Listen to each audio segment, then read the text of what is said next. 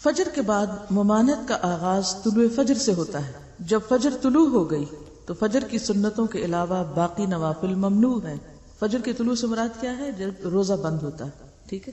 جب فجر طلوع ہو گئی تو سارے نوافل بند، صرف سنت پڑھ سکتے ہیں فجر کی.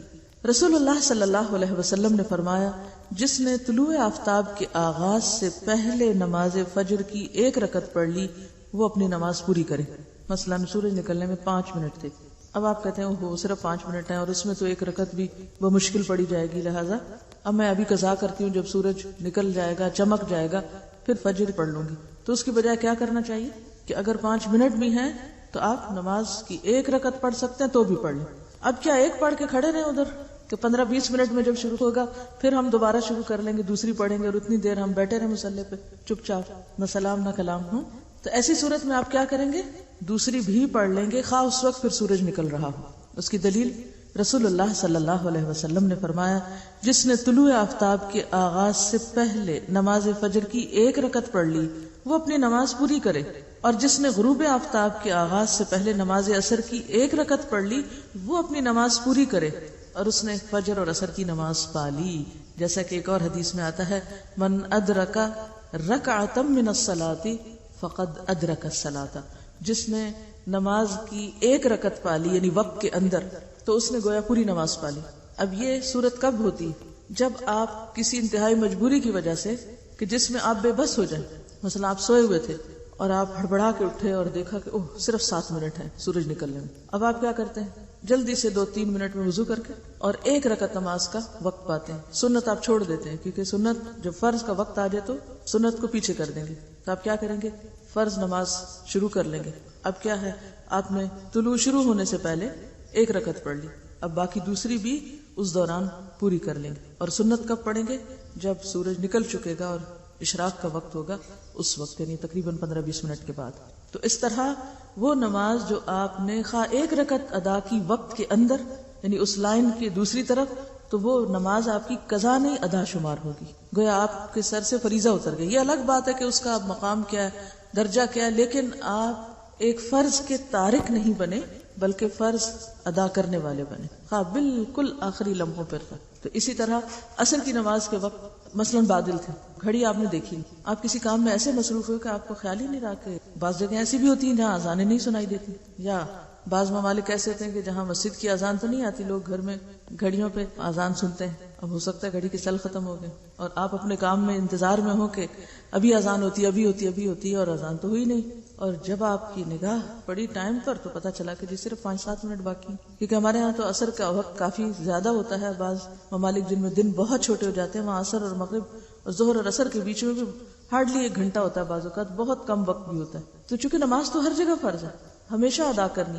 ایسا تو نہیں ہو سکتا کہ آپ ایک خاص ملک میں ادا کریں اور دوسرے میں چھوڑ دیں کہ یہاں تو دن بہت چھوٹا ہے یا حالات مختلف ہیں. اب ایسے میں انسان کو ان سارے مسائل کا پتہ ہو، علم ہو، تاکہ انسان کسی بھی فریضے سے غافل نہ ہو یا اس کو ادا کرنے سے رہ نہ جائے. اگر آپ کو یہ مسائل نہیں معلوم ہوں گے تو کیا ہوگا؟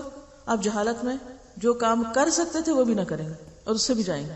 تو یہ رخصت یا جواز کی بات کی جا رہی ہے، ٹھیک ہے نا، یہ روٹین کی بات نہیں کی جا رہی اس وقت. یہ ذہن میں رہے، یہ نہیں کہ آپ روز کی عادت بنا لیں. جیسے بچے ہوتے ہیں نا کہ 9-10 سال کے، جیسے بیٹا ہے میرا، تو وہ تراویح کے لیے اگر مسجد جائے تو بعض اوقات کیا کرتے کہ وہ لمبی رکعت ہوتی نا تو وہ ادھر ادھر ٹہلتا، ادھر ادھر دیکھتا، وقت گزارتا، اور جب دیکھتا امام صاحب اب بالکل اللہ اکبر کرنے لگے تو فوراً آ کے اللہ اکبر کر کے شامل ہو گئے. بڑے بھی کرتے ہیں، یہ کہہ رہی ہیں کہ صرف بچے نہیں، کئی بڑے بھی کرتے ہیں، اچھے بھلے سمجھدار لوگ جو یعنی لڑکے خاص طور پر، کہ جب وہ دیکھتے ہیں کہ نماز لمبی پڑھائی جائے گی تو وہ پھر شروع وقت میں صف میں شریک نہیں ہوتے بلکہ آخری وقت میں رکوع سے پہلے اللہ اکبر جلدی سے کر لیں. تو اب یہ تو بچگانہ عمل ہے. بچوں کے لیے تو پھر بھی قابل معافی، آپ یہ سوچ کے اگنور کر دیتے کہ چلیں شکر ہے مسجد میں آتے تو ہیں، شکر ہے پڑھتے تو ہیں، پڑھنے دو، جب شعور بیدار ہوگا تو پھر یہ بھی چیزیں ختم ہو جائیں گی. لیکن آپ جیسے باشعور، سینسیبل، سمجھدار لوگ ایسا کام نہیں کر سکتے اور نہ کرنا چاہیے. یہ مسائل صرف اس لیے بتائے جا رہے ہیں کہ جب کبھی کسی مجبوری ایمرجنسی کی وجہ سے آپ ایسی سچویشن میں آئیں تو اس وقت آپ کی نماز رہ نہ جائے بلکہ آپ ادا کر لیں. فوت شدہ نمازیں، اب چونکہ قضا کی بات ہوئی کہ اگر قضا ہو رہی ہو تو قضا کرنے سے بہتر ہے کہ وقت کے اندر ایک رکعت پڑھ لی جائے، وہ پوری نماز کے برابر ہو جائے گی. تو اب سوال یہ پیدا ہوتا ہے کہ جس فریضے کی ادائیگی میں وقت کی پابندی کی اتنی شدت ہے، کیا شدت ہے؟ کہ نمبر 1 یہ ہے کہ اوقات معلوم ہونے چاہیے. نمبر 2 یہ کہ صرف اوقات نہیں، اوقات میں سے بھی اول وقت اور افضل وقت جو ہے وہ معلوم ہونا چاہیے. اور پھر یہاں تک کہا گیا کہ اگر ائمہ بہت تاخیر کریں تو تم اول وقت کا ثواب نہ جانے دو، اس کو ادا کرو.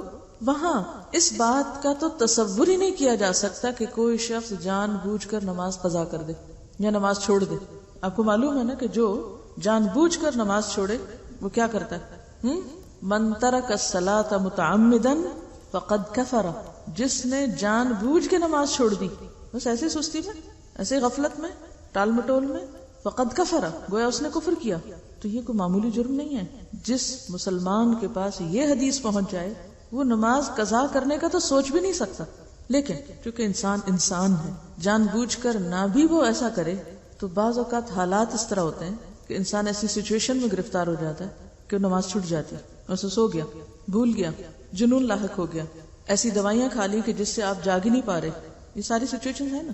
وہ کہتے ہیں نا رفع القلم عن ثلاث، 3 لوگوں سے قلم اٹھا لیا گیا. اور اس میں کون کون ہے؟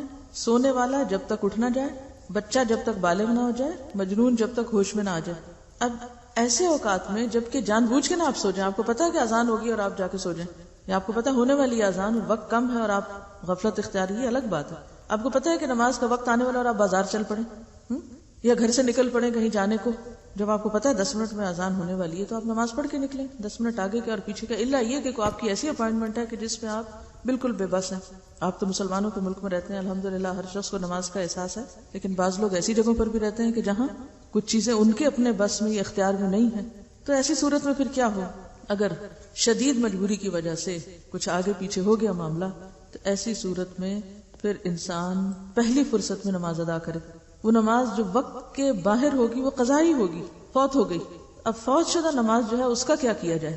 حضرت انس رضی اللہ عنہ روایت کرتے ہیں کہ رسول اللہ صلی اللہ علیہ وسلم نے فرمایا، من نسی صلاۃ فلیصلی اذا ذکر لا کفارۃ لها الا ذلک.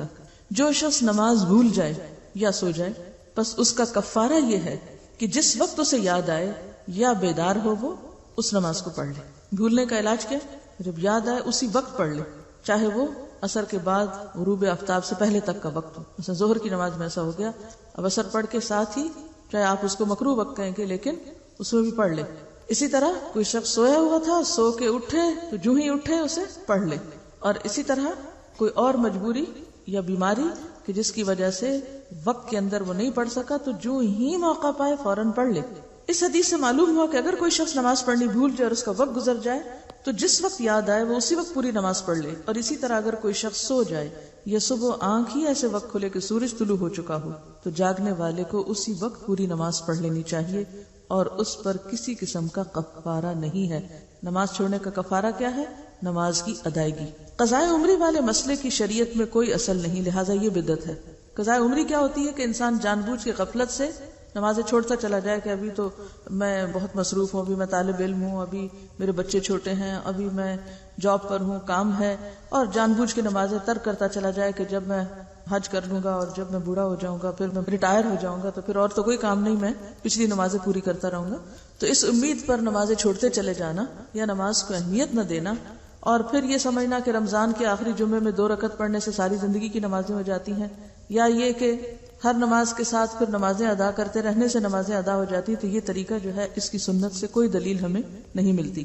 دیکھیے زمانہ جاہلیت میں جو قضا ہو گیا اب وہ تو وقت نکل گیا. نماز کب فرض ہے؟ وقت کی پابندی کے ساتھ فرض ہے. اب جو بھول جائے یا سوئے ہوئے اٹھے تو اگلی نماز سے پہلے پڑھ لیں، یہی حکم ہے نا؟ یا کچھ اور پڑھا آپ نے؟ ابھی کیا پڑھا؟ کیا اس پورے چیپٹر کا خلاصہ میں آپ کو بتاتی ہوں. نمبر 1، ان الصلاۃ کانت علی المؤمنین کتابا موقوتا.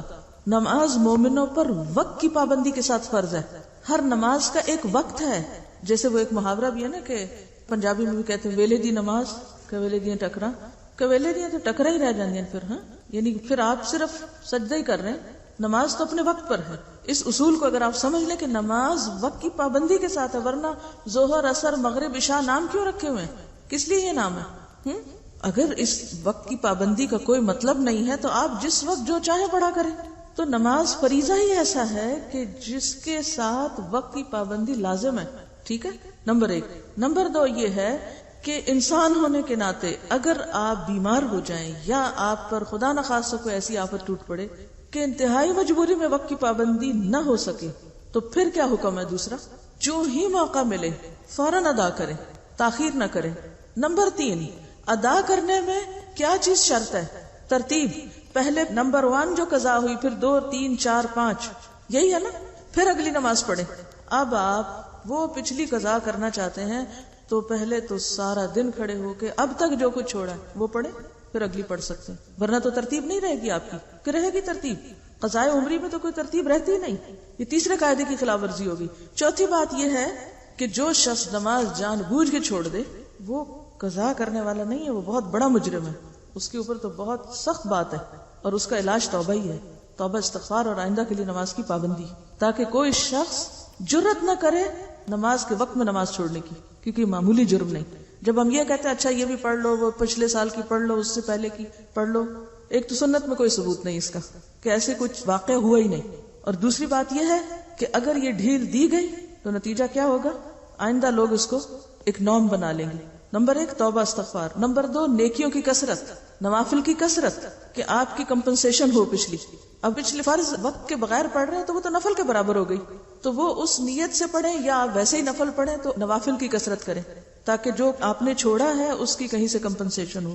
چوتھی بات یہ کہ اگر آپ کی زندگی نہیں، مثلا اگر آپ اس چیز کو اصول بناتے ہیں کہ لازماً پچھلی ساری ہی دہرا کر اسی نمبر اور اسی عدد میں کرنی ہے آپ کو، تو اس کا نتیجہ یا اس کا مطلب کیا ہے کہ آپ کو پھر اتنے سال مزید جینا چاہیے. ٹھیک ہے. اب اگر آپ نہیں جی سکتے تو کیا کریں؟ اس کے لیے پھر ایک اور مسئلہ نکالا گیا، اور وہ بھی من گھڑت مسئلہ کہ پیسے دیں. کوئی سنت شریعت میں کہیں بھی نماز کا کفارہ نماز کے علاوہ دوسری کوئی چیز نہیں، کوئی دلیل ہے ہی نہیں. تو دلیل کے بغیر آپ کہاں سے خود سے اپنے خیال سے قائم کیے چلے جا رہے ہیں باتیں. اب آپ پیسے دیں، اگر آپ کے پاس پیسے بھی نہیں پھر آپ کیا کریں؟ نماز کا کفارہ پیسے نہیں ہے، نماز کا کفارہ نماز ہے.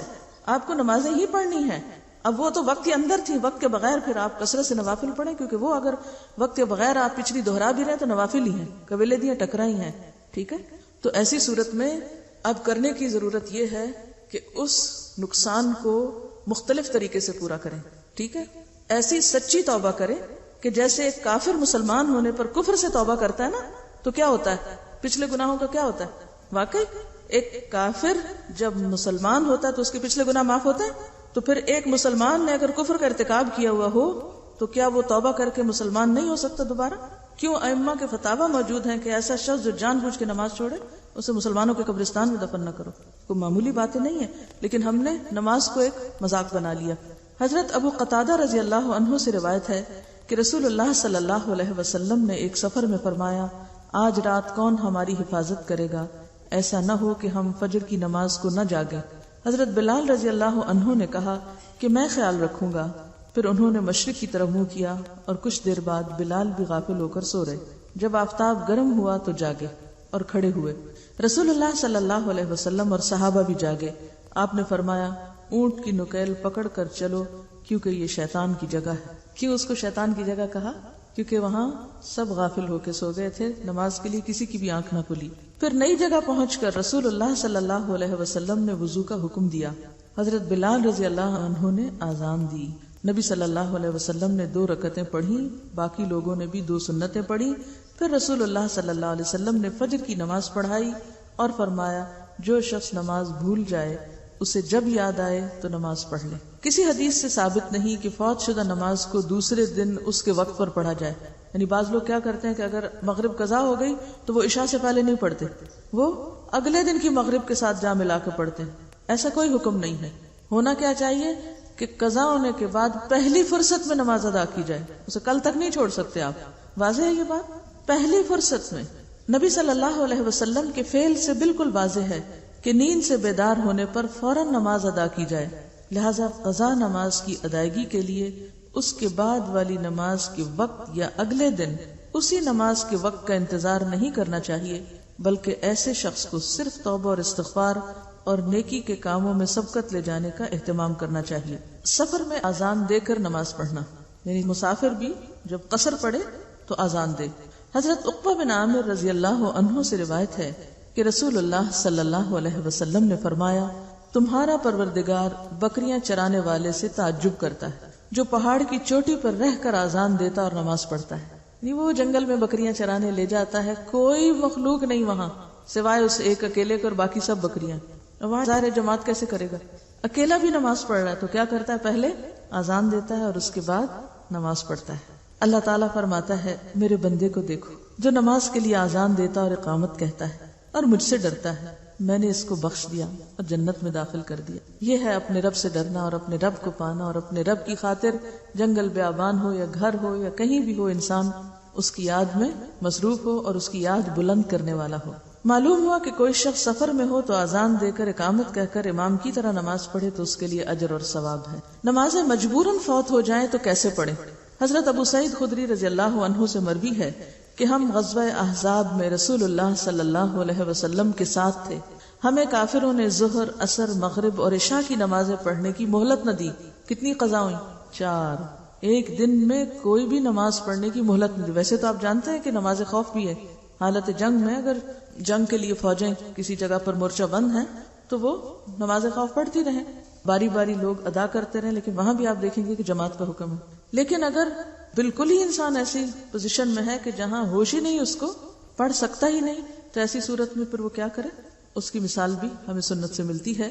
جب فرصت ملی تو رسول اللہ صلی اللہ علیہ وسلم نے بلال رضی اللہ عنہ کو حکم دیا. انہوں نے اقامت کہی تو آپ نے ظہر کی نماز پڑھائی, پھر انہوں نے اقامت کہی تو آپ نے عصر کی نماز پڑھائی, پھر انہوں نے اقامت کہی تو نبی صلی اللہ علیہ وسلم نے مغرب کی نماز پڑھائی, انہوں نے پھر اقامت کہی تو نبی صلی اللہ علیہ وسلم نے عشاء کی نماز پڑھائی. اس حدیث سے معلوم ہوا کہ اگر کسی سخت مجبوری کے باعث نمازیں فوت ہو جائیں تو انہیں بالترتیب ادا کرنا مسنون ہے, لیکن نمازیں جان بوجھ کے قضا نہیں کرنی چاہیے. تو 2 باتیں یہاں سے پتہ چلی. ایک تو یہ کہ اذان ایک ہی بار ہوئی لیکن ہر نماز کے لیے اقامت الگ الگ ہوئی. واضح یہ بات, اذان ایک, ہر نماز کے لیے اقامت الگ الگ. دوسری بات کیا پتہ چلتی ہے کہ ترتیب کے ساتھ, یہ نہیں کیا کہ پہلے آپ نے فرمایا کہ اچھا عشاء کا وقت ہے پہلے عشاء پڑھ لیتے ہیں اور پھر پیچھے کو چلتے ہیں مغرب اور عصر اور ظہر, نہیں, بلکہ اول, دوم, سوم, چہارم, یعنی ترتیب کے ساتھ جو نمازوں کی عام ترتیب موجود ہے اسی طرح آپ نے. قضا نماز میں فرض ہی ہوتا ہے لیکن فجر کی نماز میں سنت بھی, کیونکہ آپ صلی اللہ علیہ وسلم نے فجر کی نماز کی سنت نہ سفر میں چھوڑی اور نہ گھر میں. لیکن اس کے علاوہ وتر کی قضا ہے لیکن باقی سنتوں کی نہیں. آپ صلی اللہ علیہ وسلم نے ایک موقع پر وفد عبد القیس کی آمد پر جب آپ کی سنت رہ گئی تھی ظہر کی تو آپ نے اسے کب پڑھا تھا؟ عصر کے بعد. آپ کو دیکھ کر کسی اور نے پوچھا تھا کہ کیا ہم بھی سنت کی قضا پڑھا کریں, تو آپ نے فرمایا نہیں. ٹھیک ہے, تو اس سے کیا پتہ چلتا ہے کہ باقی نمازوں میں سنت کی قضا نہیں ہے, لیکن فجر کی نماز میں چونکہ آپ نے خود بھی پڑھی اور سب کو بھی پڑھائی. ایک طریقہ یہ بھی ہوتا ہے کہ بعض اوقات احادیث میں آپ دیکھیں گے کہ ایک کام آپ صلی اللہ علیہ وسلم نے خود کیا اور دوسروں کو بھی حکم دیا. بعض جگہ پر آپ نے دوسروں کو ایک بات کرنے کا کہا اور خود دوسرا کام کیا, جیسے صوم وصال آپ خود رکھتے تھے لیکن دوسروں کو منع کرتے تھے. تو ایسے میں جب آپ کے حکم اور آپ کے عمل میں فرق ہو تو پھر ہمیں حکم لینا ہوتا ہے اور عمل آپ کے لیے خاص ہوتا ہے. ایک کتاب ہے الفقہ علی مذاہب الاربع, 4 مذہبوں کی فقہ, تو اس میں پھر سب کے دلائل دیے ہوتے ہیں کہ فلاں کے نزدیک یہ بات ایسے اور اس کی دلیل یہ, فلاں کے نزدیک ایسے اور اس کی دلیل یہ ہے. تو اگر آپ حوصلہ رکھتے ہو تو مزید معلومات کے لیے بھی آگے جا سکتے ہیں. لیکن اب آپ دیکھیں کہ یہ جو مسائل میں آپ کو پڑھا رہی ہوں ایسا نہیں ہے کہ آپ کو پتہ نہیں, میرا حسن ظن ہے کہ یہ سب باتیں آپ کو پتہ ہے, لیکن وَلَٰكِن لِيَطْمَئِنَّ قَلْبِي دلائل کے لیے پڑھا رہی ہوں. یہ کتاب جو میں نے سلیکٹ کی تھی تو صرف اس لیے کہ اس میں جو بات کہی گئی ہے وہ دلیل کے ساتھ ہے. نمبر 2, دلیل جو دی گئی ہے اس کی بھی پھر نیچے تخریج کی گئی ہے احادیث, یہ صحیح ہے یا حسن ہے یا ضعیف ہے یا کس نے اس کو کیا کہا ہے, اور اس کے مقابلے میں جو دوسری حدیث پیش کی جاتی ہے اس کا مقام اور درجہ کیا ہے. تو بات یہ ہے کہ یہ جتنی بھی باتیں ہیں ان سب باتوں کی دلیل کیا ہے, ایسا کیوں کریں اور کیوں نہ کریں, وہ نیچے لکھا ہوا ہے, آپ یہ حاشیے خود بھی پڑھا کریں. اوکے. سوال ہے وقت جواز اور مکروہ وقت میں کیا فرق ہے اثر کے؟ وقت جواز ہے سورج کی روشنی زرد ہونے تک. مراد اس سے کیا ہے کہ اس وقت تک نماز پڑھنا جائز ہے, پسندیدہ ہے, درست ہے. لیکن جب سورج زرد ہو جائے تو اس وقت سے لے کے مغرب تک کیا ہوگا؟ مکروہ وقت ہو گیا. باقی نمازوں میں بھی اختتام کا وقت ہوتا ہے، جیسے فجر بالکل سورج نکلنے والا ہے تو اس سے کچھ دیر پہلے جب بالکل روشن ہو جائے آسمان، تو جائز تو ہے لیکن پسندیدہ نہیں ہے، یعنی درست تو ہے لیکن وہ جواز اور مکروہ جو ہے وہ ایک دوسرے کے اندر مل جائے گا بالکل آخری وقت میں. افضل وقت اندھیرے میں ہے. کسی نے لکھا کہ کیا عصر کے بعد سجدے تلاوت کر سکتے ہیں؟ آپ بتائیے کیوں؟ دلیل؟ کسی سبب یا عذر سے جب تک کہ سورج بالکل ہی غروب نہ ہو رہا اور ڈوب نہ رہا ہو تو ایسا کیا جا سکتا ہے. سوال ہے اگر فجر کی نماز کی اذان ہو جائے تو اس کے بعد نفل وضو یا حاجت کے نفل پڑھے جا سکتے ہیں فجر کی نماز سے پہلے؟ نہیں. کیوں؟ دلیل؟ سوائے فجر کی سنتوں کے اور کوئی نماز اس وقت نہیں ہوتی. ٹھیک ہے. ہاں ایک چیز ہے کہ اگر وتر رہ گئے تو اس صورت میں کیا ہے کہ آپ سنت سے پہلے اذان ہو رہی ہے مثلا یا اذان ہو چکی وضو کرتے کرتے اگر آپ کی آنکھ دیر سے کھلی تو اب چونکہ آپ کو ترتیب والے مسئلے کو سامنے رکھنا ہے تو پھر آپ وتر پڑھ سکتے ہیں لیکن عام طور پر نہ پڑھیں. ایک سوال ہے کہ قضا نماز کی حدیث پاک میں بڑی سخت وعید آئی ہے. آپ کے کہنے کا مطلب ہے جو ہم نے اپنی نمازیں قضا کی ہیں ان کو ادا کرنے کی ضرورت نہیں.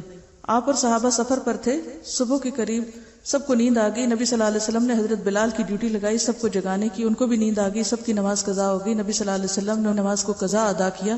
تو اب ہم کیا کریں؟ یعنی ان کا کہنے کا مطلب یہ کہ آپ قضا نماز پڑھنے سے روک رہے ہیں. کیا ایسے ہی کہا گیا؟ دیکھیے دو چیزیں ہیں، شاید آپ کو سمجھنے میں مشکل پیش آئی ہے. دو باتیں ہوئی ہیں. ایک ہے لفظ فوائد جو کس کی جمع ہے؟ جو فوت سے نکلا ہے، اور ایک ہے متروکات جو متروک سے نکلا ہے. فوائد، فوت کا کیا مطلب ہے؟ نماز فوت ہو گئی، نماز وقت کے اندر نہیں پڑھی آپ نے، فوت ہو گئی آپ کی نماز، آپ سوتے رہ گئے، آپ کو یاد نہ رہی، آپ بھول گئے، یہ کیا ہے؟ فوت ہو گئی. اس کا حکم کیا ہے؟ حکم ہے نا، حدیث میں دلیل بھی موجود ہے، اور یہ جو حضرت بلال والی دلیل ہے یہ فوت شدہ نماز کے لیے ہے. نمبر 2، بھول گئے، یاد آ گئی، پڑھ لیں.